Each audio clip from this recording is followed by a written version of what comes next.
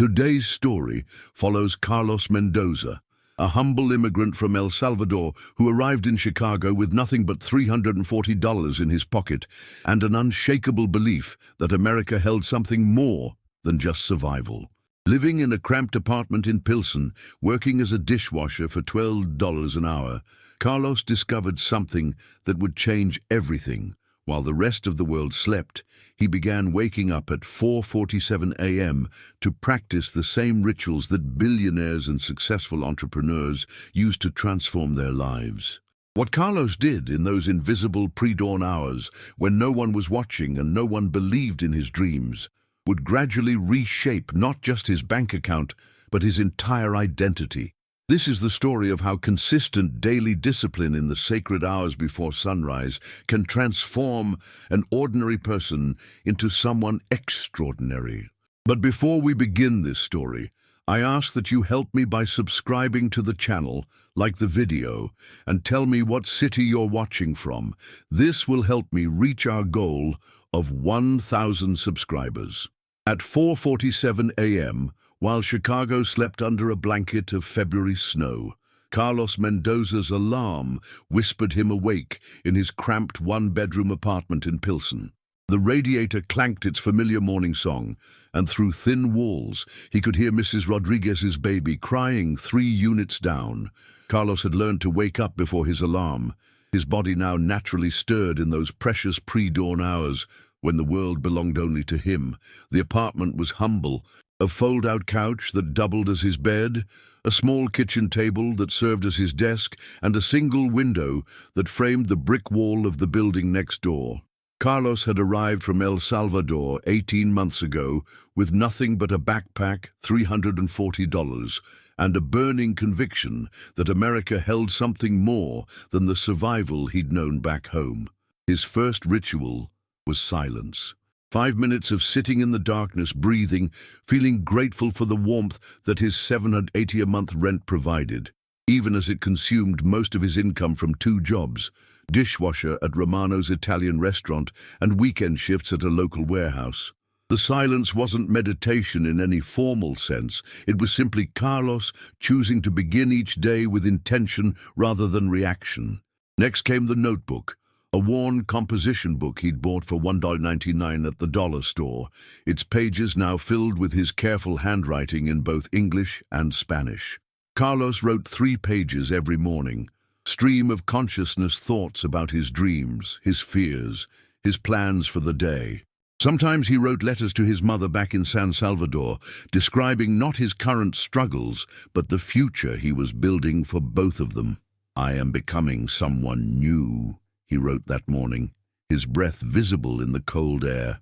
"Every day, I am choosing who I want to be." The third ritual was reading. Carlos had discovered the public library 3 blocks away and had checked out the maximum number of books allowed, 5. This week's selection included Think and Grow Rich by Napoleon Hill, a book that felt like someone speaking directly to his soul. He read for 30 minutes by the light of a desk lamp he'd found at a garage sale, underlining passages and writing notes in the margins. "Whatever the mind can conceive and believe, it can achieve," he read aloud in his accented English, practicing pronunciation while absorbing wisdom. At 5:45 a.m., Carlos put on his running shoes, the only pair he owned, and stepped into the bitter Chicago morning. The streets were empty except for the occasional taxi and early shift workers heading to the L train. He ran the same route every day, north on Ashland, east on 18th Street, past the murals that reminded him he wasn't alone in this immigrant journey, then back home.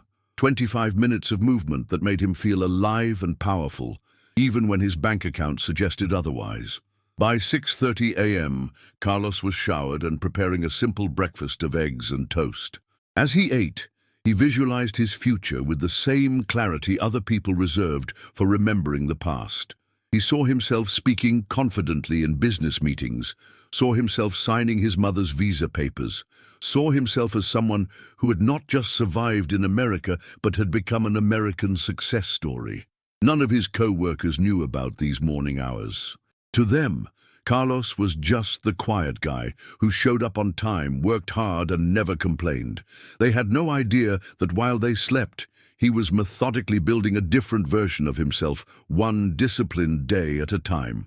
3 months into his morning ritual, Carlos faced his first real test. The Chicago winter had grown brutal, with temperatures dropping to 12 degrees Celsius and winds that cut through his thin jacket like knives. His alarm clock read 4:47 a.m., but his body screamed to stay under the covers just this once. "Just today," whispered the voice of his old self. "No one will know." But Carlos had learned something from Napoleon Hill's writings. The person you become is determined by what you do when no one is watching, especially when you don't feel like doing it. He forced himself upright, his breath forming clouds in the unheated apartment. The landlord had forgotten to fix the heating again. His morning pages that day were filled with doubt. Is this making any difference? Miguel at work thinks I'm crazy for getting up so early. Says I should enjoy life instead of torturing myself. Maybe he's right. Maybe I'm just fooling myself. The running was the hardest part. Ice covered the sidewalks, and his cheap shoes provided little traction. Twice he slipped, once badly enough to scrape his palm. As he sat on the cold concrete, blood mixing with snow, Carlos wondered if he was chasing an impossible dream. At Romano's restaurant, his supervisor Tony noticed his scraped hand. "What happened to you, Carlos? You look like hell." "I fell while running," Carlos replied, focusing on the stack of dishes. Tony laughed. "Running? In this weather? Jesus, Carlos! What are you training for? The Olympics. You're a dishwasher, not an athlete." The words stung because they echoed Carlos's own fears. During his lunch break, he sat in the restaurant's storage room, questioning everything. His bank account showed $127. His mother had called asking for money he didn't have. His English was improving slowly, but not fast enough. The gap between his dreams and his reality felt like an ocean. That evening, exhausted from a double shift, Carlos nearly skipped his reading time. The book felt heavy in his hands, the words blurring together. But as he forced himself to focus, one passage jumped out. Every adversity carries with it the seed of an equal or greater benefit. The next morning, Carlos woke up even earlier, 4:30 a.m. If the world was going to be harsh, he would be stronger. If people were going to doubt him, he would become undoubtable. In his notebook, he wrote a new affirmation. "I am the type of person who keeps promises to himself, especially when it's hard." He began adding a sixth element to his routine, affirmations. Standing in front of the bathroom mirror, looking at his tired reflection, Carlos spoke his future into existence. "I am becoming financially free. I'm learning something valuable every day. I am stronger than my circumstances." The breakthrough came 2 weeks later at the warehouse. Carlos overheard his supervisor complaining about inventory management problems. Instead of staying silent as usual, Carlos approached him during break. "Excuse me, Mr. Johnson. I've been reading about business systems, and I think I might have some ideas about the inventory issue." Mr. Johnson looked surprised. "You? Ideas about inventory?" Carlos pulled out his notebook, showing pages of observations he'd made about workflow inefficiencies. His morning reading had included books on lean management and process improvement. What he'd learned in the pre-dawn hours, he'd been unconsciously applying to his work environment. Mr. Johnson studied the notes, his expression changing from skepticism to interest. "These are actually pretty good insights, Carlos. How did you learn this stuff?" "I read every morning before work," Carlos replied simply. That conversation didn't immediately change Carlos's life, but it planted a seed. Mr. Johnson began asking for Carlos's input on small problems. Other workers noticed. Slowly, Carlos was becoming known not just as the quiet dishwasher, but as someone who thought differently. The world still slept while Carlos built his future, one cold morning at a time. 6 months after starting his morning ritual, Carlos noticed something extraordinary happening, not in his external circumstances, which remained humble, but in the person he was becoming. The transformation was so gradual that he almost missed it, like watching a tree grow day by day until suddenly realizing it had doubled in height. The first sign came during a staff meeting at Romano's. The restaurant was struggling with food waste, and the owner, Mr. Romano, was frustrated about the mounting losses. While other employees sat quietly, Carlos found himself raising his hand. "Mr. Romano, I've been observing our kitchen operations during my shifts. I think the problem might be in our portion control and inventory rotation system." The room fell silent. Carlos, the quiet dishwasher who barely spoke English when he started, was offering business solutions. But what surprised him most was that he felt no fear, only quiet confidence born from months of daily preparation. "Go on," Mr. Romano said, leaning forward. Carlos pulled out his notebook, the same $19.99 composition book that had become his constant companion. Inside were detailed observations about food spoilage patterns, customer ordering trends, and waste reduction strategies he'd learned from his morning reading sessions. "If we adjust our prep schedules and implement a first-in, first-out rotation system, we could reduce waste by approximately 30%, Carlos explained, his accent still present, but his words clear and purposeful. Mr. Romano studied the notes, his eyebrows raising. "These are sophisticated insights, Carlos. Where did you learn this?" "I read business books every morning before work," Carlos replied simply. 2 weeks later, Mr. Romano promoted Carlos to kitchen supervisor, doubling his salary from $12 to $24 per hour. But the real victory wasn't the money. It was the realization that he had become the type of person who solves problems instead of just enduring them. At the warehouse, the changes were even more dramatic. Mr. Johnson had begun assigning Carlos special projects, recognizing his unique combination of practical experience and theoretical knowledge. When the company needed to streamline their shipping process, Carlos created a system that reduced processing time by 40%. "You know, Carlos," Mr. Johnson said one Friday afternoon, "I've never seen someone transform themselves the way you have. What's your secret?" Carlos thought about his answer carefully. "How do you explain that transformation happens in the invisible hours, when discipline meets silence, when consistency compounds into capability?"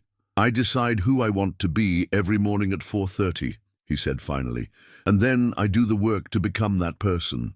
His bank account reflected the change. From $127 6 months ago, he now had $3,400 in savings. But more importantly, his mother's voice during their weekly calls carried new pride. "Mijo, you sound different, stronger, like you know something the rest of us don't." She was right. Carlos had discovered something that most people never learn: that identity isn't fixed, that circumstances aren't permanent, and that the person you become is a choice you make in the dark hours when no one is watching. His morning routine had evolved too. The silence had deepened into genuine meditation. His writing had become more focused, documenting not just thoughts but specific goals and action plans. His reading now included advanced business strategy and leadership principles. His running had increased to 45 minutes, and his body had transformed along with his mind. But the most powerful change was internal. The scared, uncertain young man who had arrived from El Salvador 18 months ago was gone, replaced by someone who understood a fundamental truth. Success isn't something that happens to you, it's something you build, one disciplined morning at a time. As Carlos sat in his apartment that evening, updating his goals in his notebook, he smiled at how far he'd come. Tomorrow, he would wake up at 4:30 a.m. again, not because he had to, but because he was the type of person who did. And in those quiet, pre-dawn hours, while the world slept, he would continue building the extraordinary life that had once seemed impossible. 2 years after that first 4:47 a.m. alarm, Carlos Mendoza stood in the conference room of his own consulting company, looking out at the Chicago skyline that had once seemed impossibly distant. The transformation was complete, but not in the way he had originally imagined. What started as personal discipline had evolved into something larger, a mission to help other immigrants discover their own potential. Mendoza Business Solutions occupied a modest office in Lincoln Park, but its impact was growing rapidly. Carlos had left both the restaurant and warehouse 6 months ago when his consulting revenue exceeded his combined wages. His specialty was operational efficiency, and his client list included 12 small businesses across Chicago, each benefiting from the systems thinking he had developed during those pre-dawn hours of study. But the real victory that morning wasn't in the contracts on his desk or the $8,000 in monthly recurring revenue. It was in the email he had just received from his mother. "Mijo, I'm boarding the plane tomorrow. The visa came through. I can't believe my son made this possible." Carlos had kept his morning routine, even as his circumstances transformed. 4:30 a.m. still found him in silence, but now in a small apartment near Millennium Park instead of the cramped studio in Pilsen. His notebook, he was on his 4th one now, contained not just personal goals but business strategies and plans for expansion. His reading had evolved to include books on leadership and team building, because Carlos had discovered that true success meant lifting others up with you. The running route had changed too. Instead of dodging ice on dangerous sidewalks, he jogged along Lake Michigan, watching the sunrise paint the water gold. But the purpose remained the same, proving to himself every morning that he was the type of person who kept commitments, especially when no one was watching. At 9 a.m., Carlos welcomed Miguel, his former co-worker from Romano's, into his office. Miguel had been struggling since the restaurant closed, moving from job to job without direction. "Carlos, I don't understand how you did this," Miguel said, looking around the office with wonder. 2 years ago, you were washing dishes next to me. Now you're running your own business. How?" Carlos smiled, remembering his own confusion when he first discovered that success wasn't magic, it was method. "Miguel, do you remember how I used to get up early every morning?" "Yeah, I thought you were crazy. Still do, kind of. That's where it started, not with a business plan or a big break, but with deciding who I wanted to become, and then doing the daily work to become that person. While everyone slept, I was learning, growing, preparing."